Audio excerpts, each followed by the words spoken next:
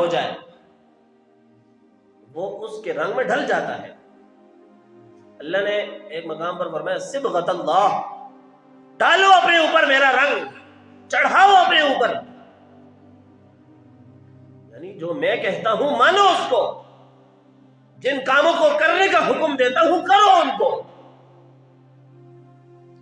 اور جن سے رکنے کا حکم کہتا ہوں نا رک جاؤ ان سے۔ پڑوسیوں کا دل نہ دکھاؤ، زمین پر قبضہ نہ کرو، نہ حق خون نہ بہاؤ، ماں باپ کو نہ ستاؤ، یہی اللہ کی کہتے ہیں۔ اللہ روکتا ہے ان چیزوں سے، اور یہ تبھی ممکن ہے، ہمیں تبھی احساس ہوگا، تبھی پتہ چلے گا جب یہ قرآن کھلے گا۔ آپ کو تویزوں سے ڈر لگتا ہے، پڑھو قرآن۔ دیکھیں اللہ رب العزت نے میری مدد فرمائی، سونے نبی نے ارشاد فرمایا کہ جو بندہ جمعۃ المبارک کے دن سورہ کہف کی تلاوت کرتا ہے، اللہ رب العزت اسے اس جمعے سے لے کر اگلے جمعے اور اس جمعے سے لے کر پچھلے جمعے تک اپنی رحمت کی گھیرے میں اس طرح گھیر لیتا ہے۔ اگر آپ کو مثال دوں، بالٹی میں پانی لے اور اس پانی کے اندر ایک ٹہنی ڈال دے، اس ٹہنی کو جیسا پانی چاروں طرف سے گھیر لیتا ہے، اللہ رب العزت کی رحمت اس بندے کو چاروں طرف سے گھیر لیتی ہے۔ اور فرمایا اس کی طرف نہ کوئی جادو آتا ہے، اس کی طرف نہ کوئی دنیا کی مصیبت پڑتی ہے، اللہ کا فرشتہ اور اللہ اپنے نیک بندوں کے ذریعے اس کی مدد کرنا شروع کر دیتا ہے، صرف سورہ کہف جمعے کے دن تلاوت کرنے سے۔ قرآن کی برکت ایک اور بتاؤں، میرے نبی نے ارشاد فرمایا وہ بندہ کہ جو اپنے مال کی، مکان کی حفاظت کرنا چاہتا ہے، بڑے رات کو آیت الکرسی اور بھوکے اپنے آپ پر، اپنے بچوں پر، اپنے مال پر، اپنی جان پر، میرے نبی نے فرمایا، ہم سوال کرتے ہیں کہ یا رسول اللہ اس سے فائدہ کیا ہوگا اور کتنا فائدہ ہوگا؟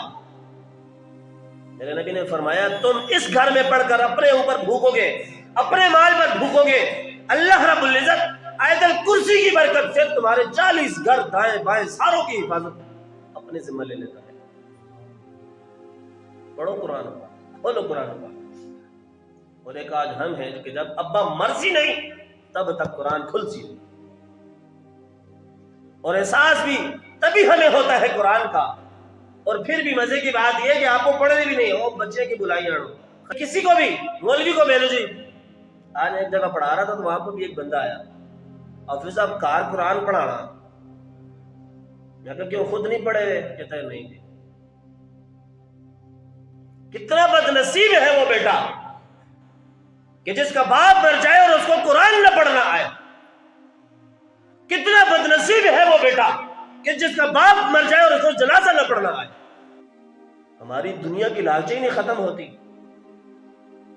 حضور کے جانشین صحابہ میں سے ایک صحابی ایسے بھی تھے جو صحابہ کو آپس میں جا کر سونگتے تھے۔ ایک دفعہ مولا علی کے پاس آئے، فرمایا مولا علی آپ کی وہ واحد ذات ہے جس کو بھی سونگا ان سے دنیا کی بدبو آتی ہے، آپ وہ واحد ہیں کہ جن سے دنیا کی بدبو نہیں آتی۔ ایک مقام پر مولا علی نے ارشاد فرمایا کہ میں علی وہ ہوں کہ جس نے دنیا کو 3 طلاقیں دے کر اپنے اوپر حرام کیا ہوا ہے۔ علی سے پوچھو قرآن کیسے پڑھتے ہیں؟ سیدہ پاک فاطمہ الزہرا ہماری مائیں بیٹیاں سب کچھ آپ پر قربان ہو، پاک بی بی سے پوچھو قرآن کیسے پڑھتے ہیں؟ ان کے بچوں سے، حسنین کریمین سے اور حسین سے پوچھو قرآن کیسے پڑھتے ہیں۔ سر کٹا کر بھی زبان پر اگر کچھ نغمہ تھا تو وہ قرآن کا نغمہ تھا۔ میرے نبی نے ارشاد فرمایا کہ جو بندہ قرآن کی تلاوت سیکھنا شروع کر دیتا ہے، آسمان اور زمین میں ہر چیز اس کے لیے دعا کرنا شروع کر دیتی ہے، حتیٰ کہ سمندروں میں مچھلیاں بھی اس کے لیے دعا کرتی ہیں۔ ایک اور روایت میں ہے کہ ریت کا ذرہ ذرہ درخت کا پتا پتا اس کے لیے دعا کرتا ہے۔ یہ چیزیں ہمیں نہیں چاہیے، یا یہ ساری باتیں میرے نبی نے کسی اور قوم کے لیے بیان کی ہیں؟ یہ ساری باتیں، یہ ساری چیزیں اللہ رب العزت کے نبی نے ہمارے لیے، اپنی امت کے لیے بیان کی ہے کہ پڑھو قرآن کو، فائدہ ہی فائدہ ہے، رشتہ جوڑو قرآن سے۔